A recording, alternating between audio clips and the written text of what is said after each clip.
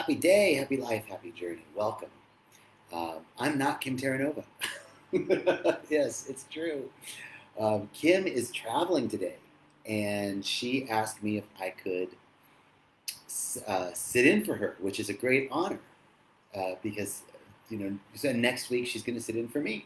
So I know the announcement said join Kim Terranova, and I know there could be some disappointment with the fact that I'm not Kim Terranova because she's fabulous. She's amazing. I love her. I love her so much, and I'm so grateful for for my opportunity to work with her, and for what we get to do at Rythmia. So I know this is a little strange. Hey Mia, great to see you. It's a little strange setup here because I'm looking down at you, but but it was like the best background I could find. So. All right, are you guys ready for this?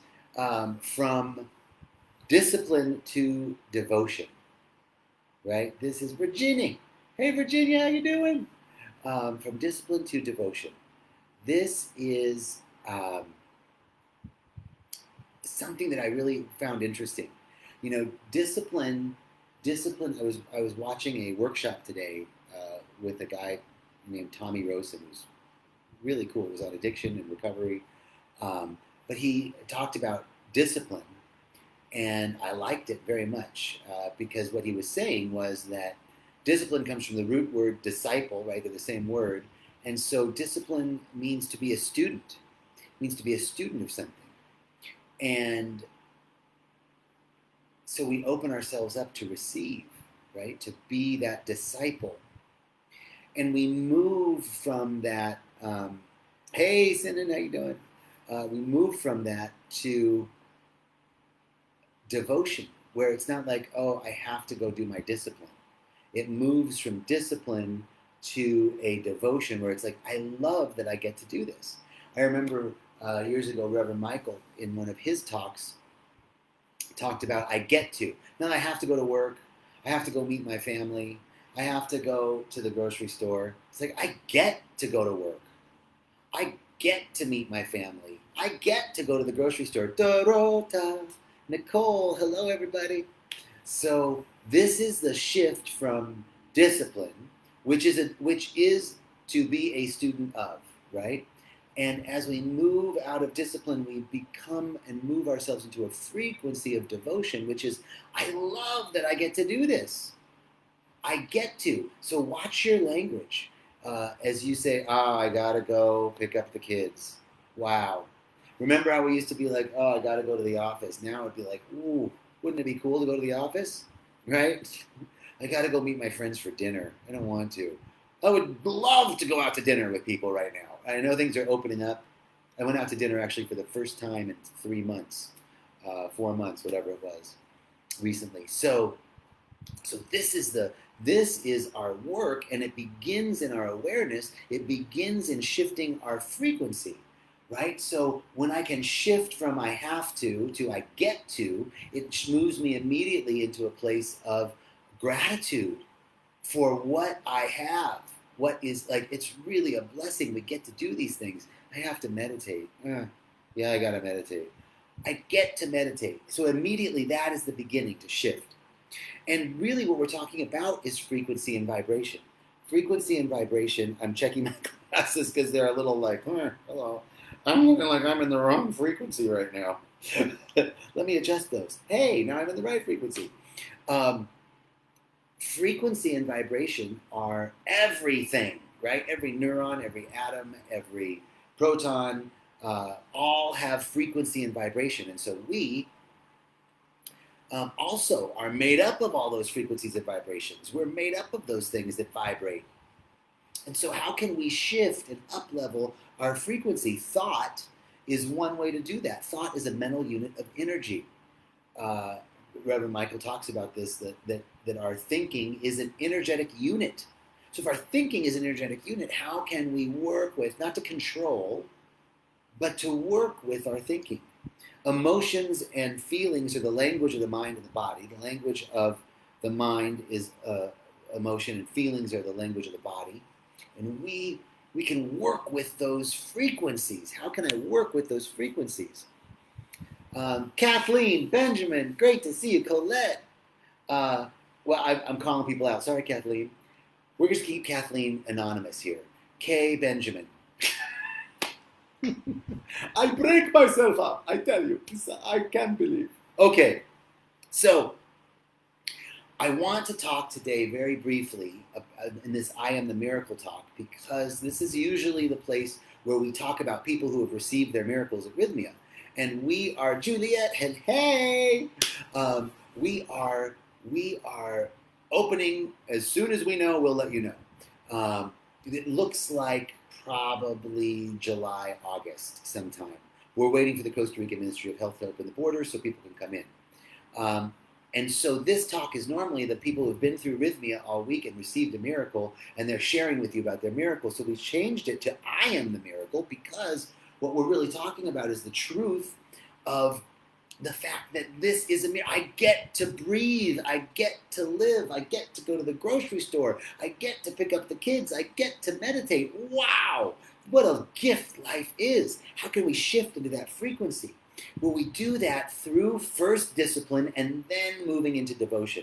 We begin with the discipline, and my invitation with you today is to begin, if you don't already have, a morning practice. And I'm going to offer a 40-day challenge, a 40-day morning practice challenge. 40 is the number of, it's a mystical number, it's a number of purification, it's a number of transformation. You can do something for 40 days, we're going to transform it. And so this is really about integration, integrating all the insights that you've had at Rythmia, but really integrating all the insights that are constantly coming to you. You're receiving, whether you've been to Rythmia or not, the broadcast is always happening. It is relentless. It never stops. If it stopped for one moment, it would cease to exist. And we know that the one thing about the eternal is, well, it's eternal, right? It can't not exist. It can never have not existed for even a nanosecond, otherwise nothing would exist. So we know this is true, that it is eternal, and it is constantly expressing, constantly expanding. And so how can we shift into a frequency to receive this good, to receive the messages that are constantly being given to us so that we can integrate them? And the best way to integrate is through a morning practice. Yes. So, do you remember, if those of you who were at Rythmia and did the breath work, do you remember the 100 breaths?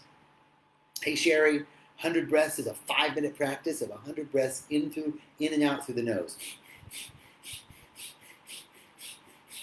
That's one thing you can do. We can also do the channel breath. The channel breath, which is holding your perineum, squeezing that first chakra, Mula Bandha, the channel lock, and first finding your awareness 2 feet below your feet as you're sitting on the chair, feet flat on the floor. You're 2 feet below your feet. Bring your awareness there.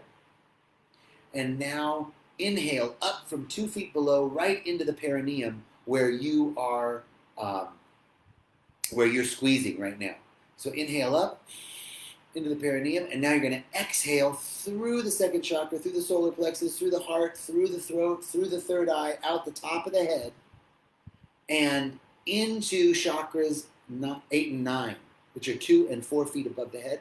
And then you're going to bring that back, inhaling through from 9 to 8, into the crown, into the third eye, the throat, the heart, the solar plexus, the sacral, down into Mula Bandha, into chakra 1. Hold it there, and exhale down into the earth, 2 feet below your feet. So you're moving that energy up and down the central channel, right? Here's it. I'm going to say that again so you can get it. And if anybody has any questions, you can email me at jmubarak@rythmia.com. jmubarak@rythmia.com. And I can help you with the breath work or with any questions you have. So this channel breathing is 2 feet below your feet, up into your Mula Bandha, where you're holding it in chakra 1, and then you're expressing it out, exhaling up the central channel all the way out, and then you're drawing that energy back in, drawing it down in, drawing it in in all the way down to Mula Bandha, and you're holding it there, and then you're exhaling down into the earth. You're just going to move up and down that central channel. That's one way to free this energy. Do that for 10 minutes every day for 40 days. Or do your Rythmia 100 breaths every day for 40 days. Or here's another one that you can do. That same idea, the central channel, in miniature, from your nose to your third eye, kind of up and down, this little channel right here, right up and down here. So if you think about, let me grab this. Think about this is rape, by the way. Think about, shave your nose off, and right here in the skull are two holes. They're kind of like this, right? Two holes. Now, that's right here. That's like right here. If you've seen a skull, you can think of that. So I don't want you focusing your breath on the outer edge of your nostrils. I want you focusing your breath on the bottom part of this hole, right inside your skull. And as you're going to breathe up, and you're going to breathe on both sides, imperceptible breath. It's really slow. Breathing up, and like you're windshield wipering your third eye. It's like a little cleansing, up and down, up and down. Very slowly. Now see if you can do this. Close your eyes with me. And inhale very slowly, and see if you can feel the temperature difference on the inside, bottom part of the hole in your skull.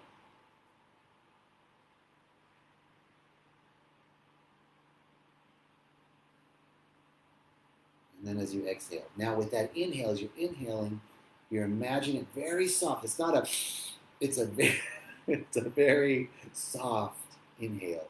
Just barely bringing your awareness to that space at the bottom of the hole in your skull that goes up, and see it cleansing the third eye and washing it down, washing it down. Any of those three breaths, the Rythmia 100 breaths, the central channel breathing, which, let's give credit where credit is due, I got that from Dr. Sue Morter, and the traditional Kriya Yoga breathing from the third eye up through the nostrils. Any of those, do that for 10 minutes. 10 minutos every morning, and watch you move from discipline to devotion. Watch how this shifts your energy and prepares you for the day. Now, I would ultimately couple that with some meditation, 10 minutes of breath work, maybe a little meditation, movement of the body, right? So, and depending on where you're at, maybe you've got a practice and you want to deepen it, right? Make the commitment for 40 days to do breath work, meditation, movement every morning. If you are new, I don't do anything, I've been wanting to do this for a long time. Start simple. Do 10 minutes of breath work, do a 10-minute meditation, and find a 10 or 15-minute yoga practice. There, you've got 30 minutes a day of amazingly powerful movement. Now, if you have been to Rythmia and you've signed up for the Our Life program, on there is a 21-day, it's new, we just put it out recently, it's a 21-day integration program that deals with breath work, movement, yoga, meditation, diet, and nutrition. So that's a great way. 21 days, double that, make it 42. You're good. The other thing for your morning meditation, your morning devotion, moving from discipline to devotion, is your diet and nutrition, right? So let's even forget the word diet. Let's talk about making healthy choices. All of this is it setting an intention to make healthy choices. I'm going to make healthy choices. I set an intention last week, and it's been super powerful for me, and I'll share it with you. My intention was to make healthy choices that support my mental clarity and spiritual growth and development. So I get to just pause before I do something. And no guilt. If watching that Marco Polo on Netflix, I've really gotten into that lately. Maybe isn't the best thing for my spiritual growth and development, but I'm going to relax. I'm going to enjoy. I'm going to make that choice. But then in the middle of the day, there's something else that comes up, a distraction. Let me just eat that cookie. Oh my God, that cookie looks so good. Whatever it is, I can recall my intention. Let me just pause for a moment and recall my intention.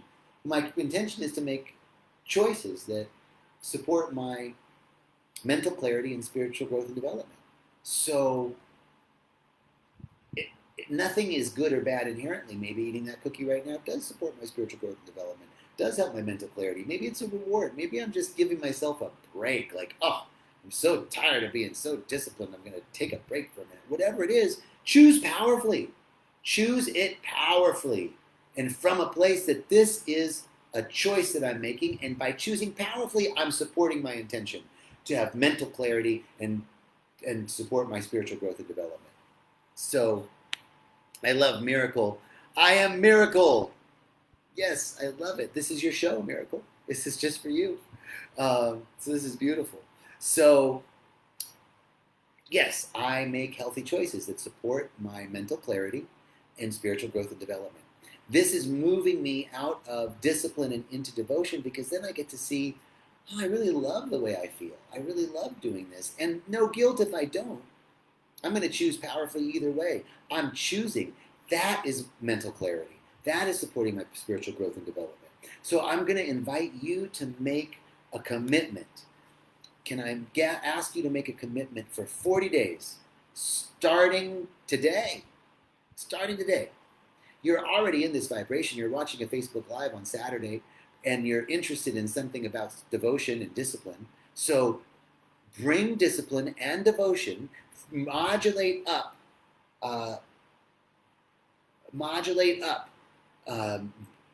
by saying, I get to do this. I get to do my morning practice.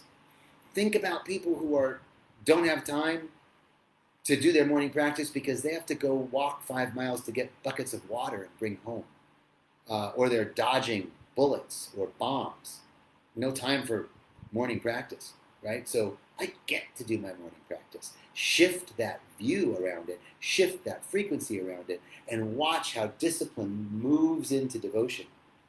Cedric has a question about how can I use breathwork to open up the Kundalini. My brother, there are many YouTube videos on this. The breathwork of the Kundalini, lots of different ways. And I would encourage you to find a way that resonates with you, because you don't want to just jump in there, right? But that breath that I talked to you about, that central channel breathing, is opening up the Kundalini. That's moving up and down the central channel. And basically, what you were realizing in this moment around this, Cedric, to answer your question, in essence, I'm asking you to find guidance around this, but the principle of it is that the spine is the central channel, the mundi, the axis mundial, right? Like the globe has an axis that runs through it, and we have an axis that runs through us. And our spine is that representation of the central channel of our bodies. And the energy, the sign of the snakes rising up the pole is the Kundalini rising, right? And I just like watching myself do that. That looks so cool. So the breath work you're imagining, Dr. Joe Dispenza says, like you're sipping through a straw. You're moving that energy up. Where our awareness goes, our energy flows. So with all of those breath works that I shared with you, point your eyes up. Point your eyes up to the third eye, because you're bringing your awareness there and you're moving that energy up the central channel.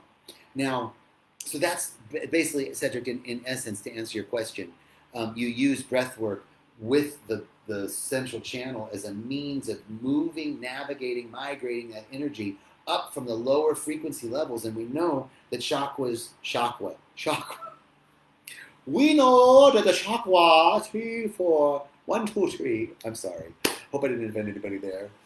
It reminded me of The Princess Bride. Marriage, chakras, chakras are energetic minds. So the energetic minds of chakras 1, 2, and 3, right, from the sex organs to the sacral to the solar plexus. Those are all very earthy, rooted chakras, right? And and this is our survival, our I have, our rootedness to the earth, and the heart becomes the central point of connection between the earthy, lower, grounded vibrational frequencies, and we have 5, 6, and 7, the throat, the pineal gland, and the crown chakra, which are moving us up into the divine love and energy. Pachamama love, creation, creativity, divine love and energy from Viracocha in the indigenous traditions. And aw, thanks, Kim. Oh, beautiful. Thank you. So this moving the energy up from the earth, we move it up and share it up with the divine light, and then we bring the divine light down and share it with Pachamama from creation to divine love energy, right? Moving up and down. So this is, my friend Cedric, this is one way that we work with Kundalini. Although this is not my area of expertise, and I want to encourage you to check out some practitioners who work specifically with that if you are interested in Kundalini energy. I know there's lots of meditations on YouTube, but in essence, you doing that breath work that we talked about is moving your Kundalini energy. So that is really what I wanted to share with you today. That as I move from I have to I get to, we are moving into the vibrational frequency of devotion, from discipline, which is I have to, and moving into I get to, which is I love this. I love my life. I don't have to do a Facebook Live. I get to do a Facebook Live. I get to meet and speak with all of these beautiful people. And I'm so grateful that you got to tune in. So I'm going to wish you peace and blessings for today's I Am the Miracle.